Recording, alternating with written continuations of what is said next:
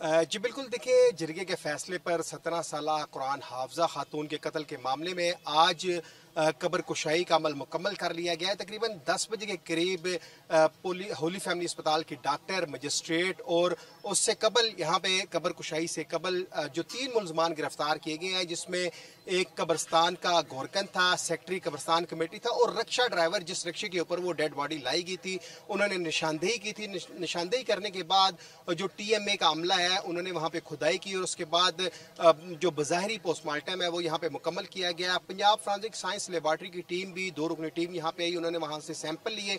कब्र कुशाई का अमल मुकम्मल होने के साथ ही रावलपिंडी पुलिस की जानिब से जो जिरगे का अहम रुकन था, जो सरबराह था, जिसके कहने के ऊपर 17 साला कुरान हाफजा सिदरा को कत्ल किया गया था, असमतुल्लाह, उसको गिरफ्तार कर लिया गया है। मकतूला का जो चाचा है, मकतूला का जो वालिद है, उनको गिरफ्तार कर लिया गया है और इसके साथ साथ मकतूला के ससुर को भी गिरफ्तार कर लिया गया है। इस वक्त तकरीबन 7 लोग गिरफ्तार हो चुके हैं, जिसमें मरकजी मुलजिम असमतुल्लाह शामिल है, उनको जिस्मानी रिमांड के लिए अदालत पेश किया जाएगा। दूसरी जानिब जो सैंपल्स यहाँ पे लिए गए हैं वो लेबॉर्ट्री भेजे जाएंगे और जिसके बाद रिजल्ट आएगा, क्योंकि जो होली फैमिली अस्पताल की डॉक्टर यहाँ पे आई थी, उन्होंने भी अपनी रिपोर्ट बनानी है और उस रिपोर्ट में ये बताया जाएगा कि क्या मकतूला सिदरा को कत्ल करने से पहले उसके ऊपर क्या जिस्म पर तशद्दुद के निशानात हैं या नहीं है। अलबत्ता 7 मुलजमान अब तक इस केस में गिरफ्तार हो चुके हैं और दीगर जो ज़ाहिर बात है, जो जिरगा था फौजी कॉलोनी में, वो जिरगा हुआ था फौजी कॉलोनी में, तो वहाँ पे उस जिरगे में जो लोग शामिल थे उनकी गिरफ्तारी के लिए भी छापे मारे जा रहे हैं। कब्र कुशाई का अमल भी मुकम्मल हो चुका है, पोस्टमार्टम भी हो चुका है।